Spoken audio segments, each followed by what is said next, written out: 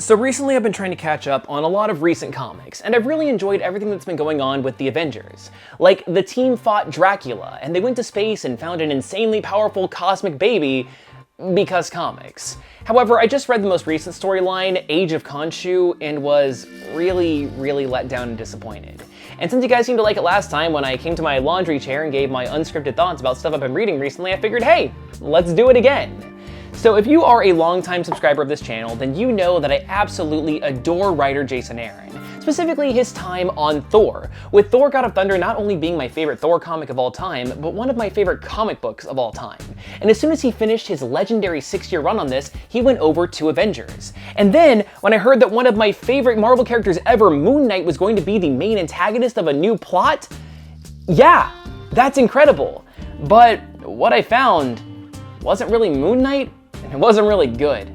So, who is Moon Knight? Mark Spector is the enforcer of the Egyptian god of the moon, Khonshu, and he suffers from dissociative identity disorder. He's a more street-level character who handles anything from other mentally ill folk to ghosts that he punches with his hands. I like him a lot. He's interesting. However, in Age of Khonshu, the guy that Moon Knight works for, and Moon Knight himself, had visions that the demon Mephisto was going to take over the entire universe. And that naturally freaked them the hell out. So, at the beginning of Jason Aaron's time on the Avengers, he introduced this new concept, the prehistoric Avengers. So, 1 million years ago, there were a bunch of insanely powerful beings. By a bunch, I mean like less than 10. They were this team. Basically, any long-running Marvel mantle that you know about had some incarnation there. The Sorcerer Supreme, the original Black Panther, the first Iron Fist, a Ghost Rider that rides a woolly mammoth because that is incredibly badass. Also, there's the Star Brand, and admittedly, for as much as I know about Marvel, that is a character and a concept that I have never really understood or looked into further. You know that big powerful cosmic baby I was talking about? Yeah, that's like the most recent incarnation. But why does all of this matter? Well, in order to defeat Mephisto, Khonshu decided that Moon Knight was going to have to get all of their weapons and powers and fuse them all together and be the strongest, most powerful thing ever.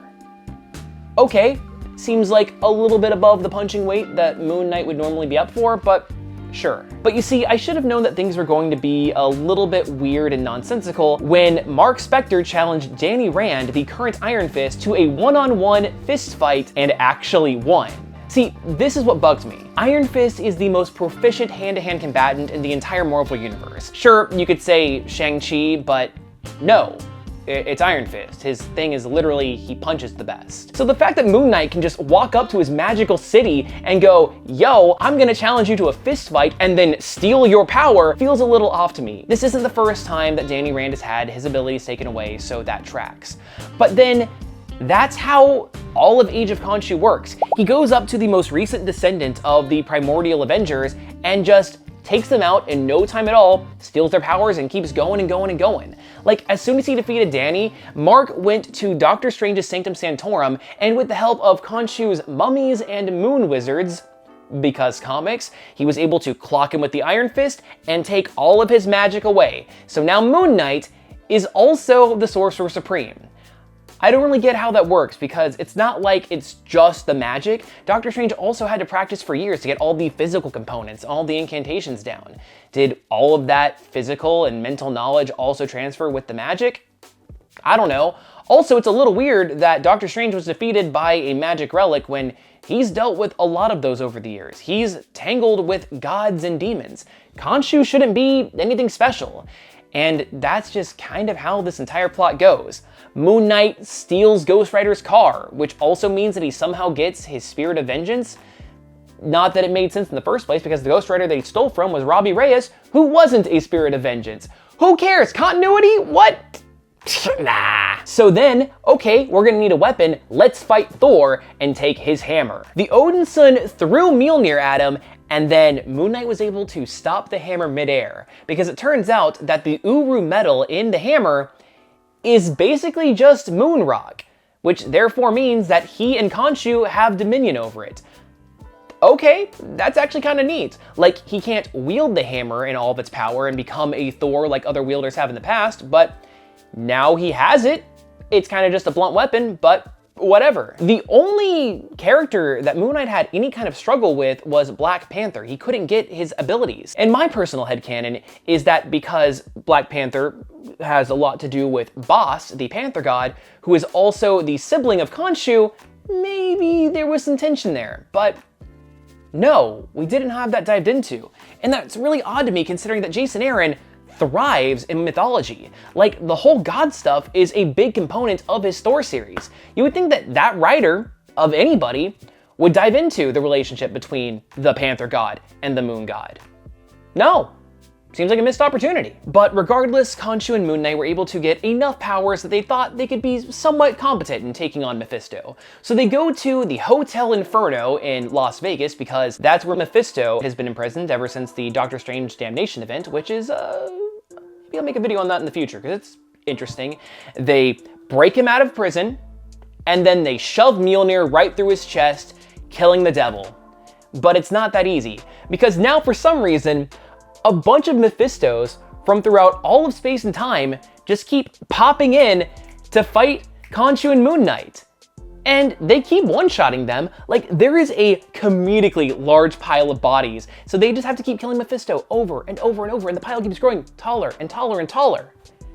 It doesn't seem to stop anything. I think it's because they need to get all of the powers, but that wasn't made entirely clear. And one of the main powers that they're missing is the Star Brand, the Cosmic Baby. But Iron Man and Captain Marvel are babysitting and keeping the baby away from Khonshu and all of the evil wizards and Moon Knight himself. So that's a whole side plot that I frankly forgot existed because I was too busy worrying about, hey, how is Mark Spector able to get all of this? It doesn't make any sense. He's too low level for this.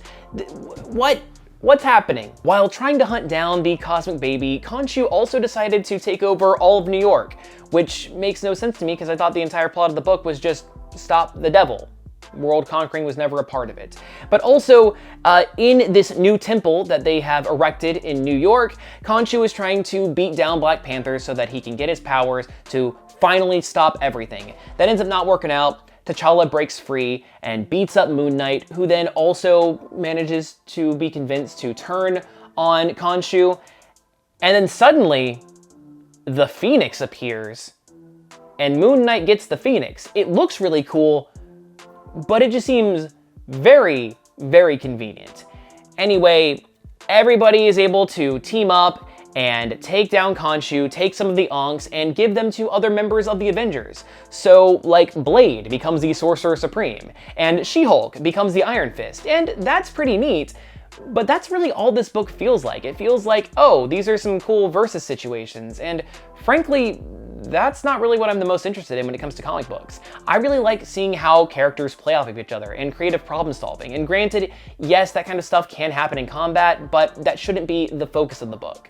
It's really neat art, and I'm really glad that this stuff exists, but it really wasn't doing it for me. So when Khonshu was eventually defeated, I didn't feel any real sense of catharsis or relief or even anything. I didn't feel like any big themes were played off of, and it just seemed like a big waste of potential. Like I said, Jason Aaron is one of my favorite comic writers of all time, and a big reason for that is he sets up a lot of these big ideas and themes that he plays with over the course of a long time, slowly building on them and seeing how everything mixes and meshes together. And I don't think just mixing and meshing powers is enough to tell a Jason Aaron level story. I guess I just had more expectation, and that's why I was let down, but yeah. What really bothers me the most is that Moon Knight didn't feel like his own character. He didn't really work as a good antagonist, and his mental health struggles are a core component of who he is.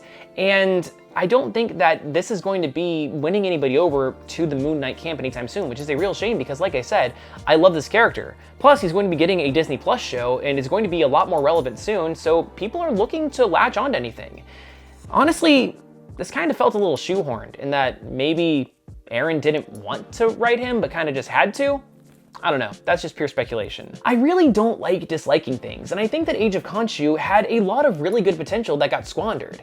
The idea of fighting a bunch of various Mephistos sounds like a lot of fun, especially because every time that they popped in, they were different. Like, one of them was a straight up cowboy Mephisto, but we didn't really get to see any of that. That big pile of bodies?